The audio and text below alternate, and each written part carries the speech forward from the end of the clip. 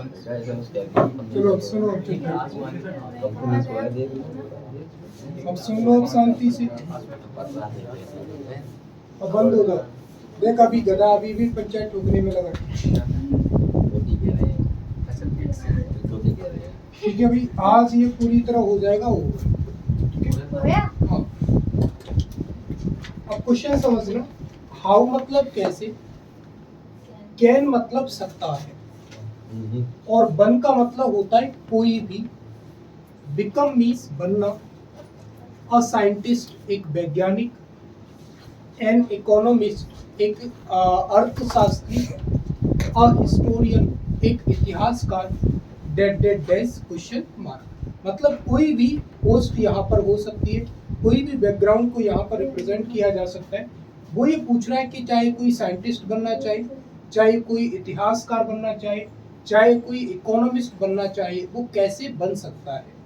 दूसरा क्वेश्चन, डस मतलब क्या, इट मतलब ये, सिंपली मतलब साधारणतः या सरलतम रूप से, इन्वॉल्व, इन्वॉल्व का मतलब होता है बेटा शामिल होना। क्या शामिल होना, रीडिंग मीन्स पढ़ना, मैनी बुक्स मीन्स अनेक किताबें, ऑन द सब्जेक्ट मतलब उस विषय में।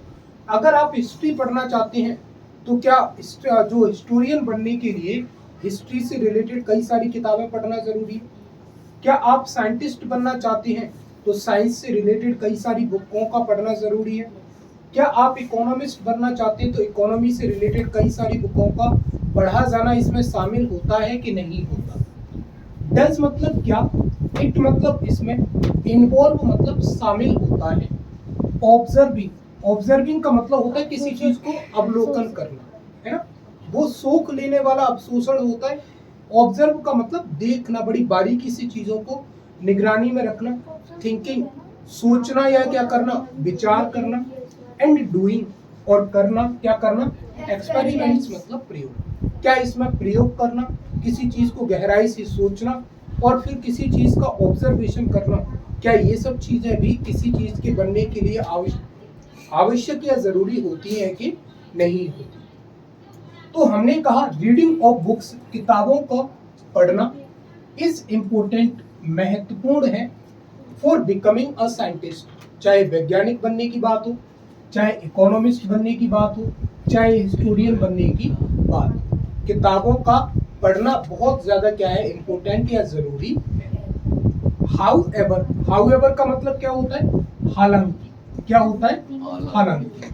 हाउएवर हालांकि, इट इज नॉट ये नहीं है, इनफ मतलब पर्याप्त। हालांकि ये क्या नहीं है, पर्याप्त नहीं है। क्या चीज पर्याप्त नहीं है, सिर्फ किताबों के पढ़ने से क्या चलने वाला नहीं है, काम चलने वाला नहीं है। अपार्ट का मतलब होता है के अलावा, अपार्ट का मतलब क्या होता है, के अलावा। फ्रॉम मतलब से, द नॉलेज मतलब ज्ञान, ज्ञान के अलावा। कौन सा ज्ञान, गेन्ड का मतलब होता है बेटा प्राप्त किया गया। क्या होता है, प्राप्त किया गया।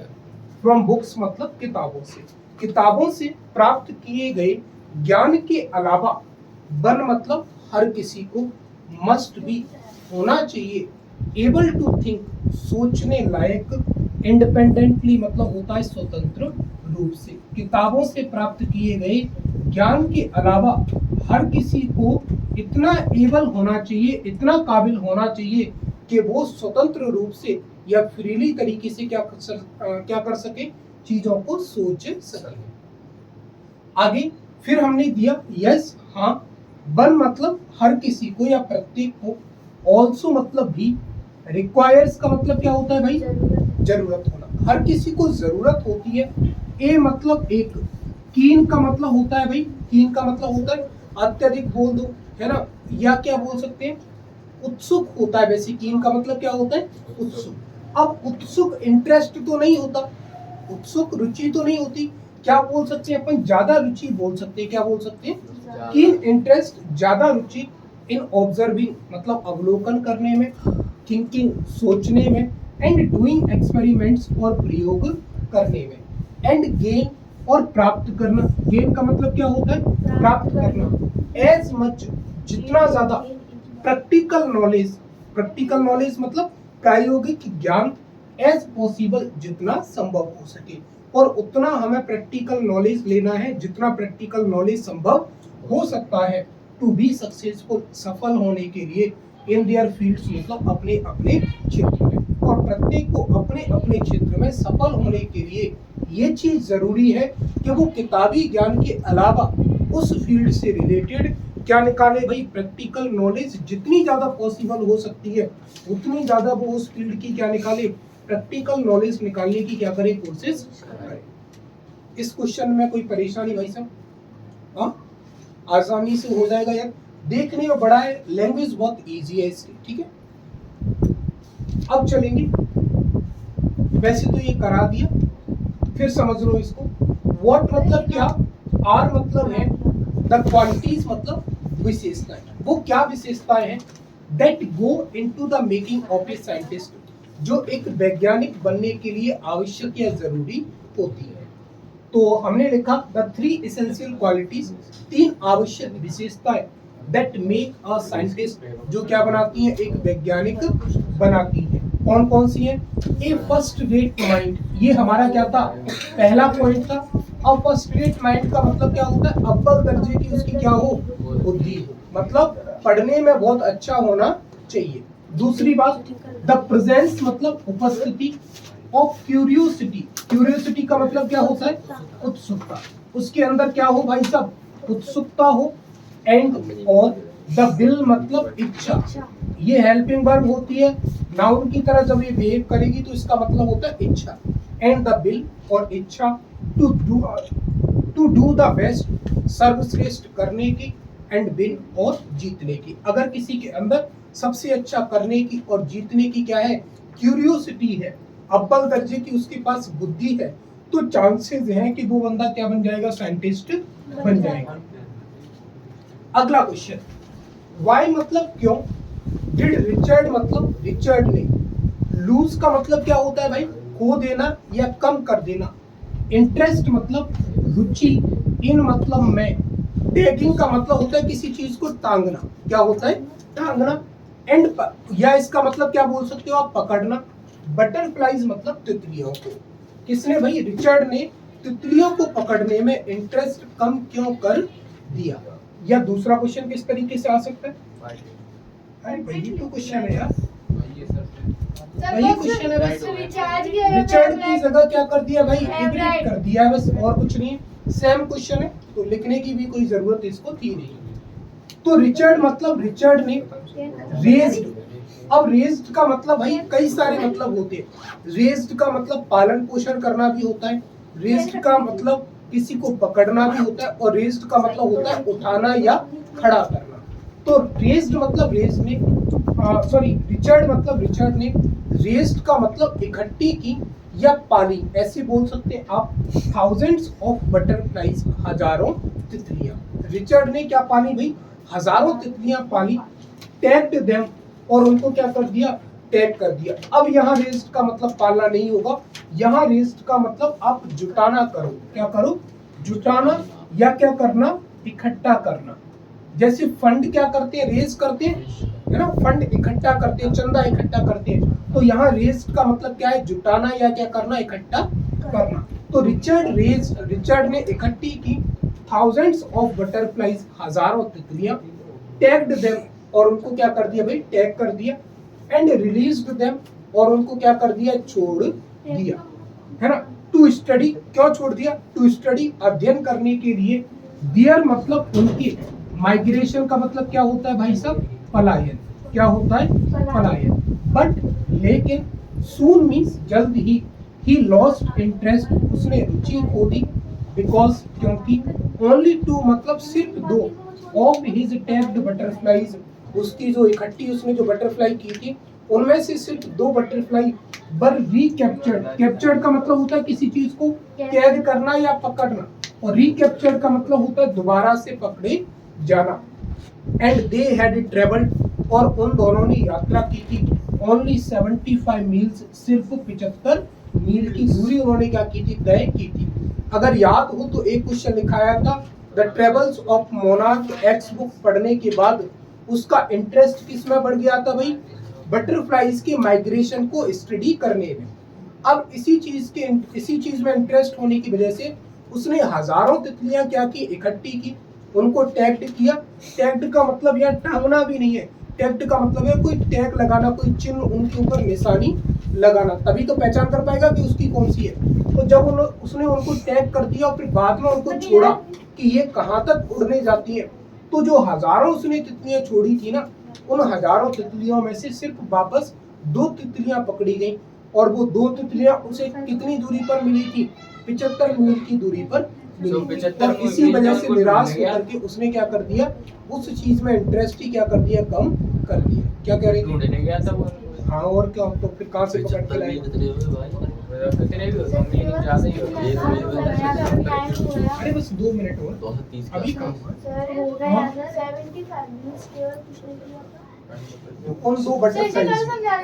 अरे नहीं आज वॉट मतलब क्या, इज मतलब है DNA fingerprinting. DNA fingerprinting what are its uses, और इसके क्या उपयोग है। इंग्लिश से इनका कोई लेना देना नहीं है, ये साइंस के क्वेश्चन है, पर बुक में दिए हैं इसीलिए मुझे कराने हैं।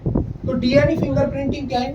DNA fingerprinting is a forensic technique. ये कैसी टेक्निक है भैया?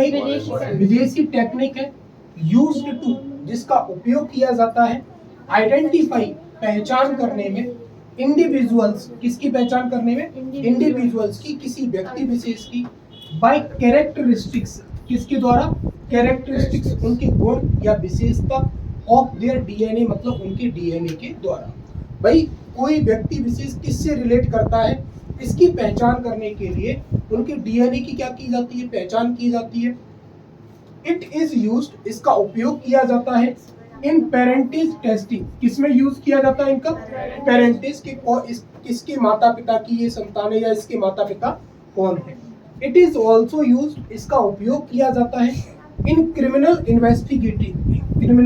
इन्वेस्टिगेशन में इनका यूज किया जाता है, टू आइडेंटिफाई, पहचान करने के लिए, अ पर्सन, एक व्यक्ति को, और या to place him at the scene of crime, या फिर जो क्राइम जहां पर हुआ है उस चीज को जज करने के लिए किसमें कौन इन्वॉल्व था और कौन इन्वॉल्व नहीं था।